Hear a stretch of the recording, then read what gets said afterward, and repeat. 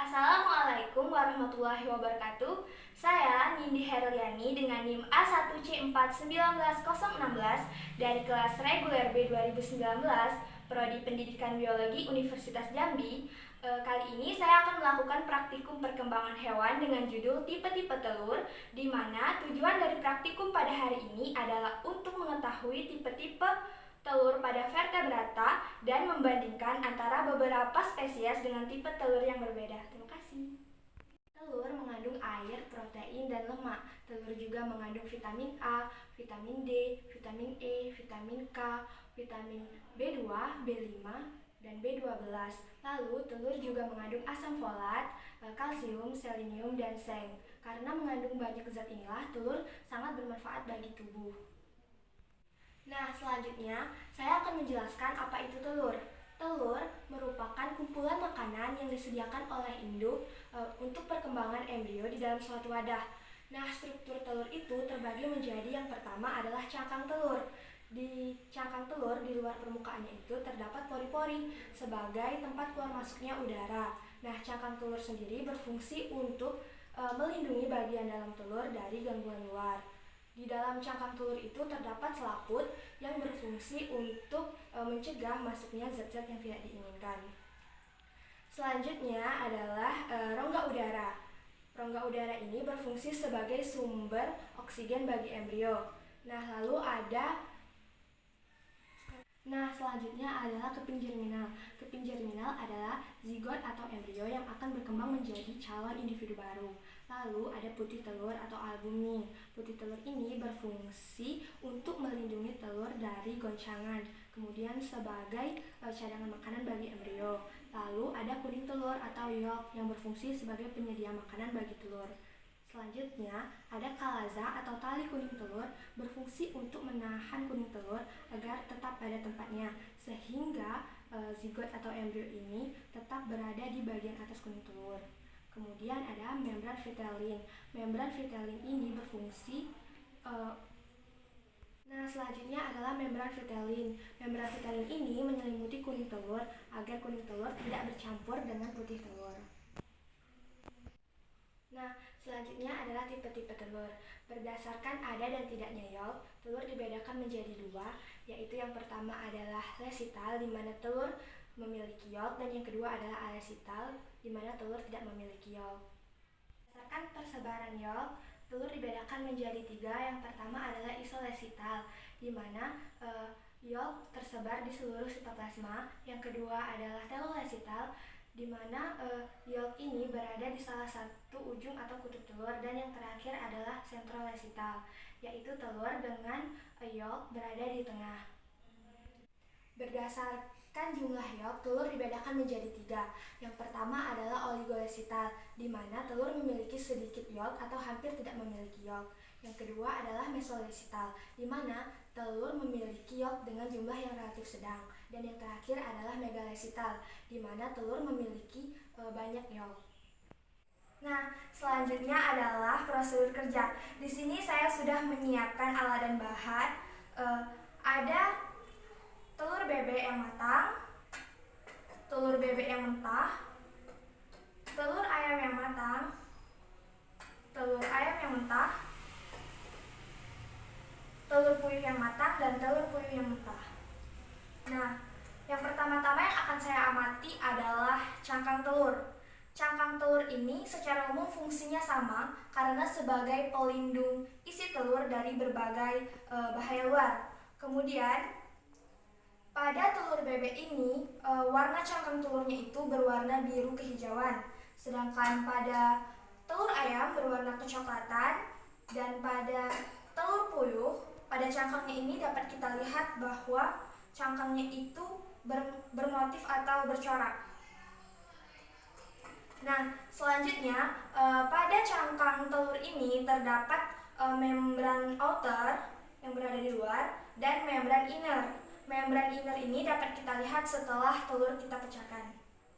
Setelah memecahkan telur-telur ini, karena ketiga telur ini berasal dari golongan Aves, maka ketiga telur ini mempunyai struktur cangkang telur yang sama. Dapat kita lihat pada telur bebek, terdapat membran outer yang bagian luar ini dan membran inner yang terdapat di bagian dalam dan tipis. Kemudian jika kita lihat lebih dalam itu ada rongga udara, di mana rongga udara ini terbentuk akibat selaput tipis yang ada di dalam ini tidak melekat pada ujung dari cangkang telur, sehingga terbentuklah rongga udara. Nah, selanjutnya begitupun pada cangkang telur kita juga akan menemukan hal yang sama, yaitu terdapat membran outer dan membran innernya. Hal ini juga terdapat pada telur puyuh. Nah, kita akan mengamati dari bagian dalam telur. Sebelum mengamati isi dari telur, kita harus memecahkan telur terlebih dahulu. Nah, untuk mengamati bagian dalam dari telur, kita harus memecahkan telur tersebut. Pertama, saya akan memecahkan telur bebek. Ini adalah telur bebek yang masih mentah. Nah, selanjutnya adalah kuning telur atau yolk. Ketiga telur ini tergolong ke dalam telur megalisital, yaitu di mana telurnya ini memiliki jumlah yolk yang banyak. Dapat kita lihat pada telur bebek, pada telur ayam, dan pada telur puyuh.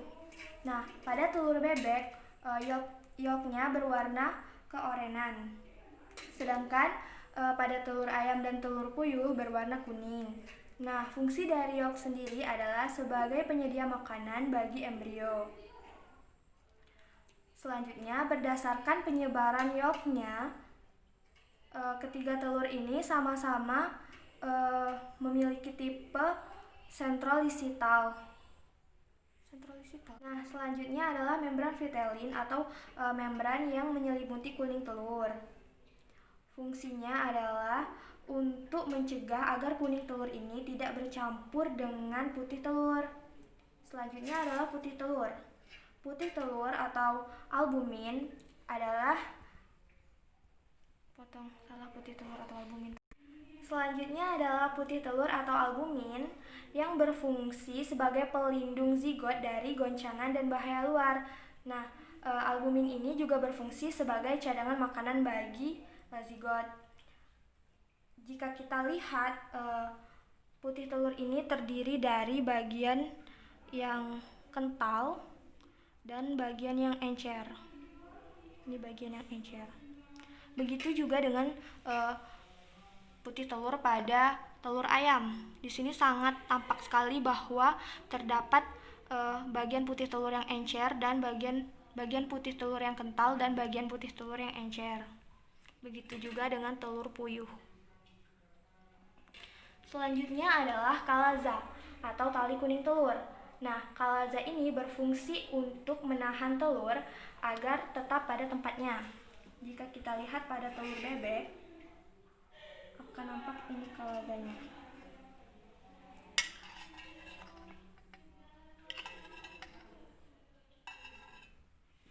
Dan pada telur ayam, ini kalazanya. Selanjutnya pada telur puyuh akan tampak kalazanya seperti ini di bagian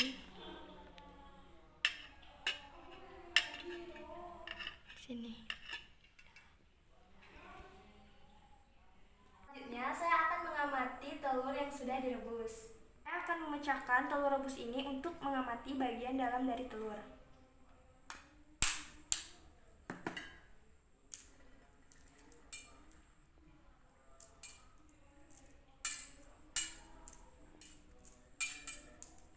Nah, seperti pada telur mentah tadi, pada telur rebus pun cangkangnya juga dapat kita lihat bahwa terdapat membran outer yang berada di luar yang keras ini dan membran inner yang berada di dalam yang berupa selaput tipis ini.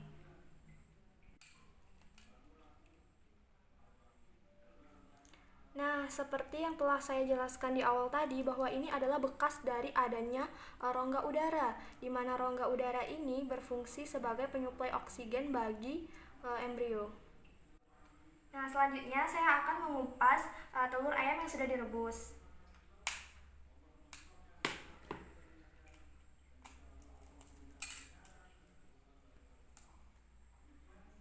Kembali kita dapati bahwa pada cangkang telur yang sudah direbus pun terdapat membran inner yang berada di dalam yang berupa selaput tipis ini dan membran outer yang berada di luar.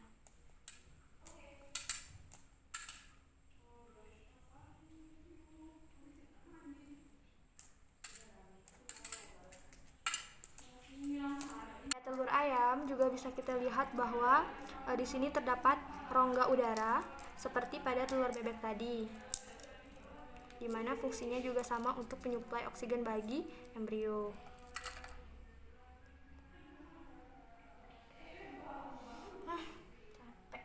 Selanjutnya saya akan memecahkan telur puyuh yang sudah saya rebus.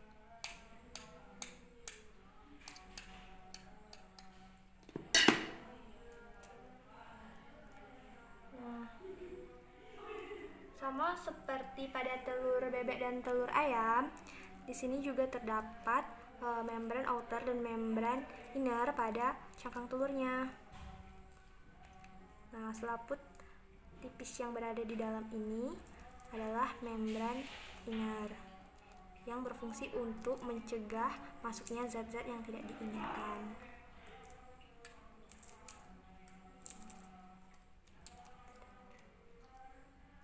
Nah, juga terdapat bekas rongga udara di bagian bawah telurnya. Telur rebus yang telah saya kupas. Ini adalah telur ayam, ini telur bebek, dan ini telur puyuh. Dapat kita lihat setelah direbus pada putih telurnya itu mengeras. Berbeda dengan pada telur mentah tadi di mana putih telurnya masih cair. Selanjutnya, saya akan membelah masing-masing dari telur ini.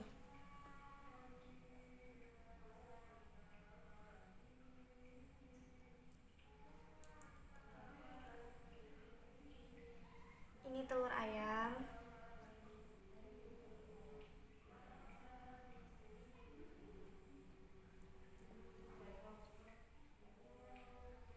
Ini telur bebek.